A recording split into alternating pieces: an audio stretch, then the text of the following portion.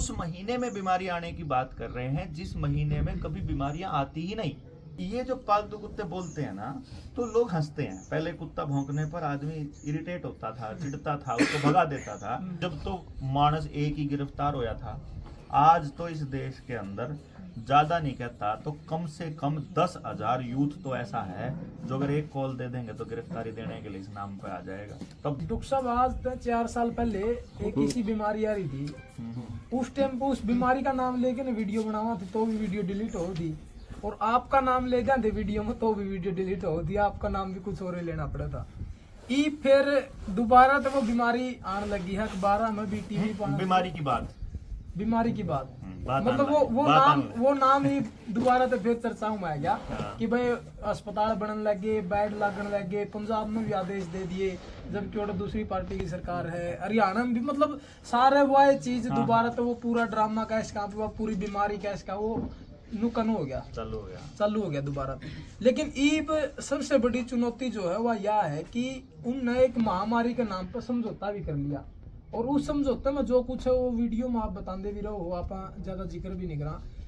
ईब अगर दोबारा तो वो धक्काशाही चली या फिर दोबारा तो वो बीमारी आएगी दोबारा तय टीवी के माध्यम से, अखबार के माध्यम से लोगों तक में बात आएगी, तो फिर किस तरह समाज में बचा पाओगे या फिर किस तरह लोगों ने बचाओगे? पहला उसका अगर जो मैं पूछूं, कोई एक आदमी जो यहाँ बैठा है भाई, किस को लगता है सरकार बढ़िया जो बीमारी है उसमें ठीक काम कर रही है? कोई है एक आदमी तने ठीक लगे? क्या चीज? मान लो अगर मैं सोच लेता हूँ, मैं पत्रकार हूँ और आप वीआईपी जगह पे बैठे हो और मैं आपसे पूछ रहा हूँ कि जी आशीष जी जरा बताइए, आपको चलो चेहरे के भाव से बता देना कि नई महामारी आने वाली है। मैं सरकार हूँ मान ले, मैं आपको कह रही हूँ नई महामारी आने, तो कैसे भाव आएंगे चेहरे पे? मतलब डर आओगा, खुशी आओगी, हंसी आओगी, या महामारी आने वाली तो फिर डर होगा कि भाई डर कम होगा। इस सरकार पे इतना भरोसा है आपको? नहीं मतलब अगर देखेंगे नहीं कि भाई कोई या सरकार अगर आपको कहे कि महामारी आने वाली है, सरकार तो और यही तो कहने लग रही फिर। अच्छा मैं कह रहा हूँ भाई आप अगर सरकार मतलब कोई भी बंदा अपन कह रहा है सरकार अगर आपको अभी ये कहने लग जाए इस सरकार का इसका तो भरोसा हुआ उठ रहा नहीं, इस पर तो उठ रहा है। तो यही तो कह रही फिर। चल इस मीडिया का, हाँ, इस मीडिया अगर वो कमा तो फिर तो नहीं होगा कि भाई हाँ मतलब टीवी में आप जो देखने लग रहा है, फिर सरकार जो बोलने लग रही है उसका अपोजिट हकीकत हो। मतलब मेरा मानना तो ये मानना है, मेरा मानना नहीं, इसीलिए आप जैसे पत्रकारों की जरूरत पड़ी समाज में कि रियल बात आ जाए। अगर टीवी जो दिखा रहा है वो झूठ दिखा रहा है, टीवी जो दिखा रहा है वो झूठ दिखा रहा है। अब देश के लोग और ये पत्रकार महोदय हमसे उसी टीवी की बात मान के सवाल पूछ रहे हैं, बताओ।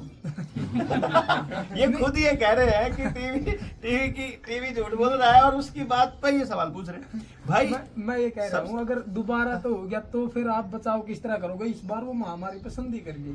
उस टाइम पर तो कोई बोलने की हिम्मत नहीं कर रहा था, किसी ने पता को नहीं था, साइड इफेक्ट की लिस्ट नहीं थी, लोग संगठित नहीं थे, अकेले पड़े थे, मोदी के ऊपर भरोसा था, सरकार को अच्छा मानते थे। इतनी सारी होने के बावजूद भी वो 14 साल से कम उम्र के बच्चों को वैक्सीन लगाने की हिम्मत नहीं कर पाए। ये भी तब था जब वो ये कहते थे कि पैदा होते ही कोरोना की वैक्सीन लगानी शुरू करनी पड़ेगी। वो तब नहीं लगा पाए जब तो मानस एक ही गिरफ्तार होया था। आज तो इस देश के अंदर ज्यादा नहीं कहता तो कम से कम 10,000 यूथ तो ऐसा है जो अगर एक कॉल दे देंगे तो गिरफ्तारी देने के लिए इस नाम पे आ जाएगा। तब देख क्या तहलका मचेगा। आज तो क्या है, देखो सरकार के अंदर बैठे मंत्री और ये नेता और ये जो लोग हैं, ये पूंजीपतियों के, फार्मा कंपनियों के, वर्ल्ड इकोनॉमिक फोरम के पालतू कुत्ते बनकर रह गए। ये जो पालतू कुत्ते बोलते हैं ना, तो लोग हंसते हैं। पहले कुत्ता भौंकने पर आदमी इरिटेट होता था, चिढ़ता था, उसको भगा देता था। अभी ये लोग क्या है मतलब हंसते हैं कि क्या बकवास करे जा रहा है। इनके ऊपर भरोसा नहीं, क्योंकि लोग एक दूसरे के साथ संगठित होकर नहीं रह रहे। तो असल में क्या है, अब लोगों को पता है। अब ये जो पालतू लोग हैं, इन लोगों को तो ऊपर से आदेश आया है कि तुमको इतनी तारीख में, मैंने आपको शायद बताया होगा कि 25 मार्च के बाद एक नई महामारी, एक नया वायरस आएगा 2025 में। वो अभी वायरस आया। और कमाल की बात यह है कि वो किस महीने में बीमारी के आने की बात कर रहे हैं, आपको अगर ध्यान हो, वो उस महीने में बीमारी आने की बात कर रहे हैं जिस महीने में कभी बीमारियां आती ही नहीं। आज के टाइम पे अगर आपको दस्त उल्टी, चक्कर आना, पेट दर्द होना या ऐसी कोई बीमारी आएगी या जी मचलने वाली, तो केवल तब आएगी जब आप पेट भर के खाना खा लोगे।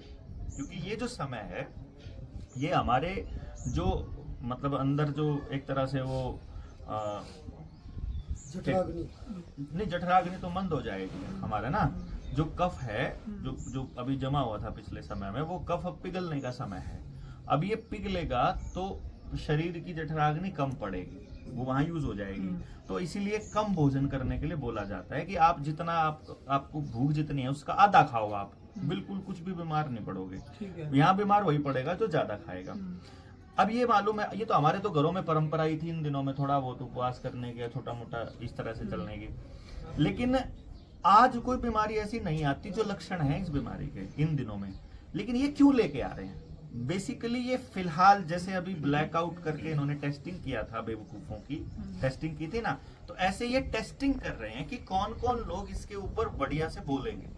जैसे आप लोग अपने फेसबुक पे लिखोगे अगर और हैशटैग लगा के कुछ लिखोगे, तो वो वाले जो फेसबुक अकाउंट हो गए, यूट्यूब अकाउंट हो गए, उनकी वो निशानदेही कर लेंगे।